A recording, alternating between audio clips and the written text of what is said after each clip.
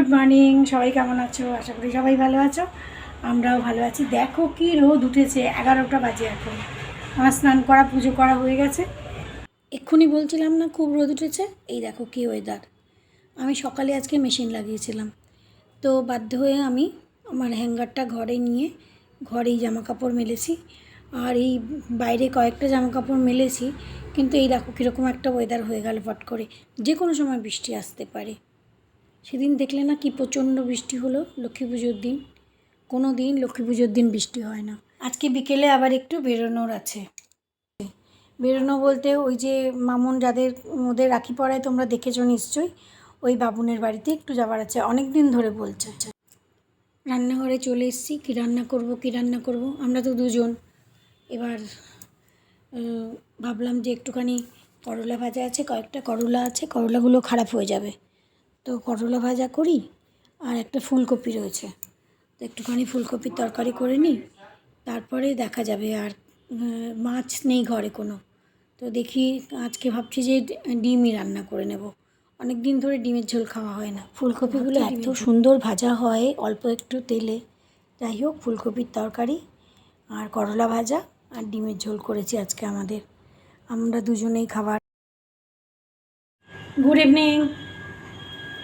ওই যে সকালে বলছিলাম না যে একটু এক জায়গায় যাওয়ার আছে, আমরা যতদিন ধরে দিল্লিতে ততদিন ধরে ওদের সঙ্গে আলাপ। ওই যে আরেকদিনও বলেছিলাম যে মামুন ওনাকে দাদা দিদিকে জেঠিমা জেঠিমা বলে। ওনার দুই ছেলে, ওদের মানে এই 27-28 বছর ধরে মামুন ওদের রাখি পড়ায়। তো ওই যে ছোট, সে আমাদের সোসাইটির ভেতরেই থাকে, অথচ এই যাতায়াতে দেখা হয়, কিন্তু কখনো মানে আমি গিয়ে বসলাম খানিকক্ষণ, ও এসে বসলো খানিকক্ষণ, সেটা হয়ে ওঠে না। এই কদিন ধরে সমানে বলছে কাকিমা আসো। কালকেও বলেছিল, কিন্তু কালকে আমার যাওয়া হলো না, কালকে ক্লাস ছিল একটা, তাই জন্য যাওয়া হলো না। তো আজকে এক্ষুনি একটু আগেই ফোন করেছিল যে আমরা কিন্তু ওয়েট করছি তোমার জন্য, তো যাই একটুখানি ঘুরে আসি ওদের ওখানে। আমরা ওদের ওখানে এসে গেছি, ওরা এত খুশি কি যে আর বলবো।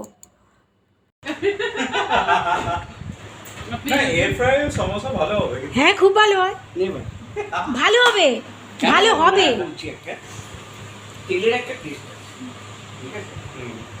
ভেতরে কি দেবে, আলু দেবে কিংবা অন্য কোনো সবজি দিয়ে করলে, কিন্তু এই যে ময়দার যে ব্যাপারটা, আরে এখন আর চা খেতে হবে না, একটুখানি না, এরপরে চা খেলে বেশি হবে, তোর ডাইজেস্ট হবে। এরপরে চা খেলে বেশি হবে। হ্যাঁ, বলছে আমি তো বলবো না।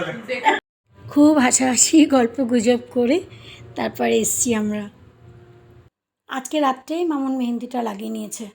প্রত্যেকেই না এখানে আগের দিন রাত্রিবেলায় মেহেন্দিটা লাগিয়ে নেয়, তাহলে একটু শুকানোর টাইমও পাওয়া যায়।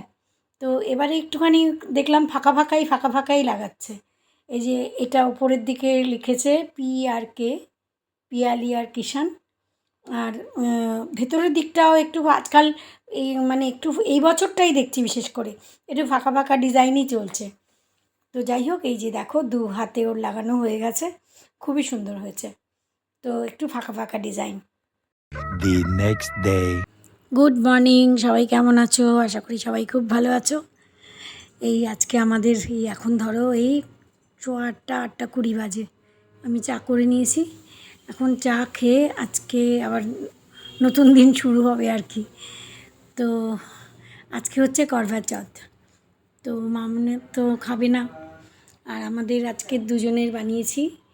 এই কি ও খাবে না, ওর সামনে আমাদের খেতে হয়, খুব বাজে লাগে, কিন্তু কিছু করার নেই। আজকে বানিয়েছি ওটস আর আমার ব্ল্যাক কফি আর হচ্ছে ডিম সেদ্ধ, একেও তাই দিয়েছি। আমরা দুজনেই আজকে একই রকম ব্রেকফাস্ট খাচ্ছি, তারপর একটু মামুনের সাথে বেরোতে হবে। আশা করি সবাই ভালো আছো, আমরাও ভালো আছি। হ্যাপি করভা চৌথ।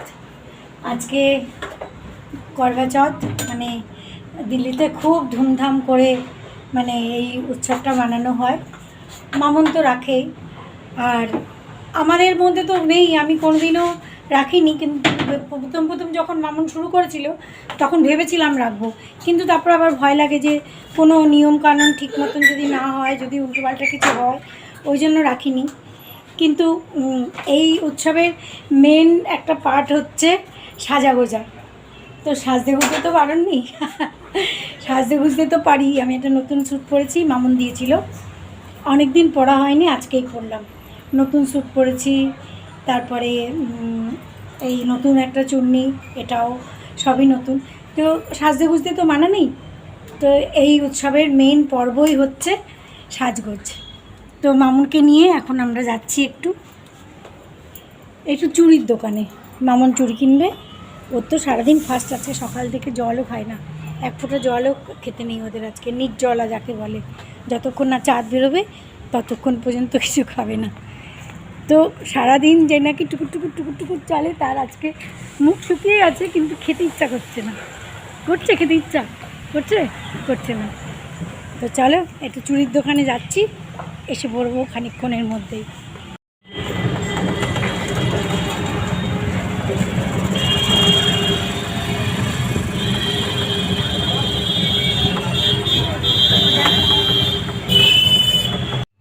এই করবা চৌথের সময় থেকেই না দিল্লিতে, মানে আমাদের এখানে একটা দিওয়ালির হাওয়া এসে যায়। দেখো সমস্ত দোকানপাট সুন্দর সাজানো গোজানো, মানে করবা চৌথের থেকেই শুরু হয়ে যায় একদম, মানে দিওয়ালির যে মেজাজটা।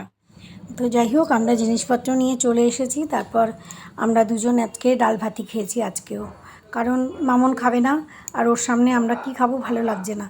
তো সেই জন্য খাওয়া দাওয়া হয়ে গেছে আমাদের। যাই হোক, মামুন রেডি হয়ে গেছে, স্নান টান করে এসছে, এই যে করবা চৌথের পুজো করছে। ওদের একটা কথা হয়, সেই কথাটা শুনতে হয়।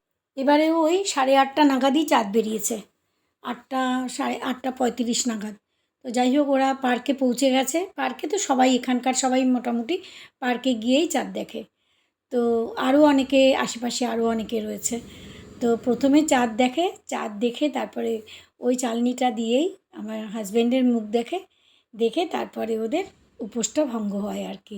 হাজব্যান্ডের হাত থেকে জল খেয়ে তারপরে খুব সুন্দর, মানে এই উৎসবটা আমার খুব ভালো লাগে। ওই যে মামুনের পিছন দিয়ে আরেক ভদ্রমহিলাকে দেখা যাচ্ছে, উনিও জল দিচ্ছেন।